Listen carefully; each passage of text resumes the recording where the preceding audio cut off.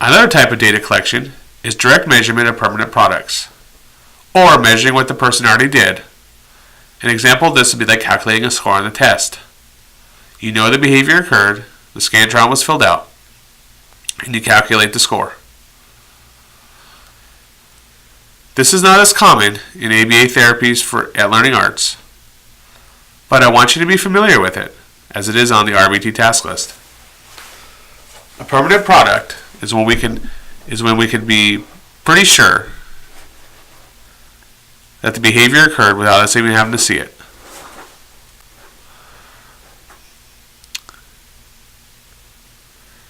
The good aspects of a permanent product are that the outcome of the instruction or the behavior can be seen without us having to observe it. We don't have to directly observe it. Therefore, it is less time consuming. We use permanent products when each instance of the behavior results in the same permanent product. So let's say we're working with an individual and one of their problem behaviors is marking on the wall with a Sharpie marker. Each time they do that, they produce a mark. So each instance of the behavior leaves that permanent product. And it should only be used when each result can only reasonably be made by the behavior. So, for example, if there were 3 other kids in that house that also marked on the wall with Sharpies, I wouldn't use permanent product because I couldn't tell who actually did it.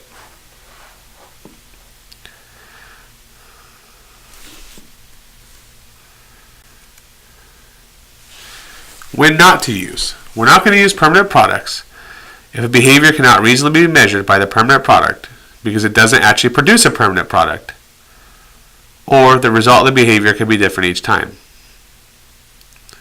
So, let's say a problem behavior that we're working on, taking data on, is a person hitting things. Well, hitting things doesn't always produce a permanent product. The item might not break.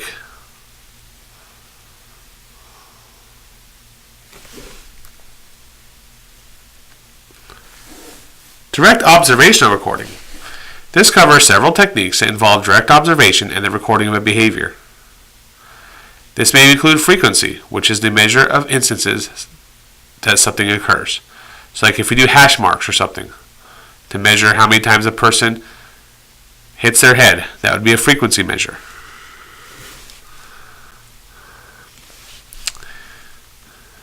The good aspects of observational recording is that if we're just doing the recording of the data and we're looking at the behavior, we don't have to interfere with ongoing activities. It's always going to produce some sort of quantifiable number, and as long as we put thought into it and planned it out well, it's fairly easy to do. As an RBT, you're going to be doing direct observations, but you're also likely going to be doing programming.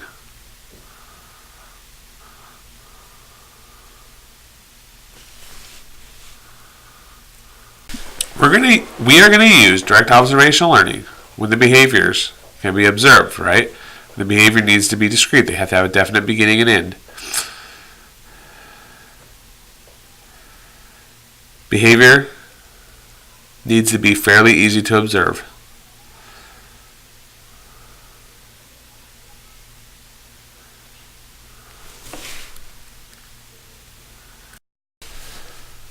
One of the types of measures that we can take in direct observational learning is frequency. This measures each instance of the behavior, how many times it happens. The behavior has a clear beginning and end. We won't use frequency if the behavior occurs very quickly, such as hand flapping or body rocking, because it's very hard, very difficult to tell when that ends and begins, or the number of times it actually happened. So if you imagine a person flapping their hands rapidly, it's really hard to tell each instance from each other. And likewise, the behavior should be something that occurs over a long period of time, such as reading or staying on task. For example, if I'm doing on-task behavior and the person sits in their desk the entire time, and I've said, oh, well, the frequency was he sat in his desk only one time, that really wouldn't tell us anything. That sounds actually pretty bad. But if you stay in that desk for an hour, that's a great thing. So we're not going to necessarily use frequency on behavior that lasts over a long period of time.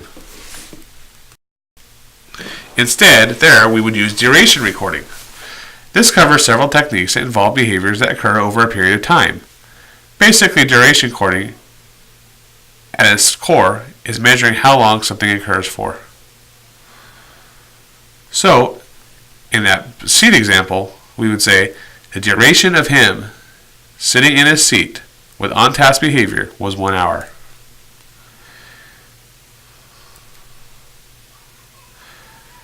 The good aspects of duration recording is it allows us to measure how long something occurs. We're going to use stopwatches, wall clocks, and other types of time devices, such as smartphones or iPads.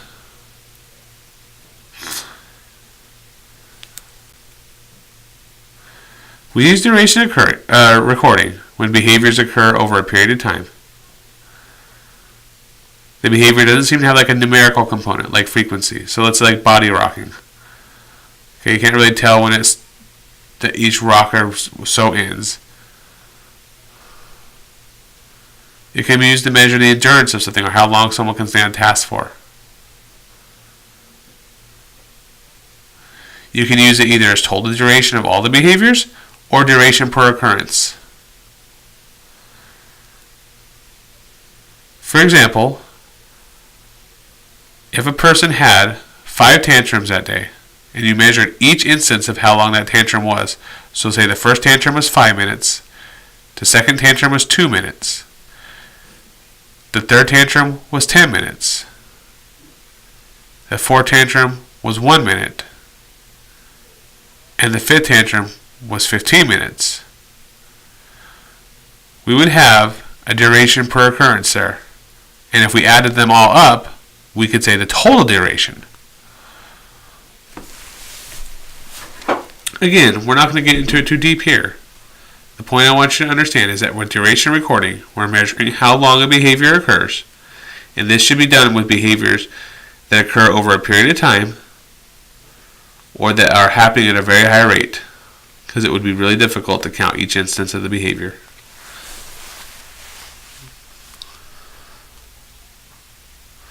We're not going to use duration when behaviors don't involve time periods. So for example, if we're taking into account on how many times a person, like say, punches the wall, that does each one of those is a very clear beginning and end, we'd probably more likely take a frequency count there.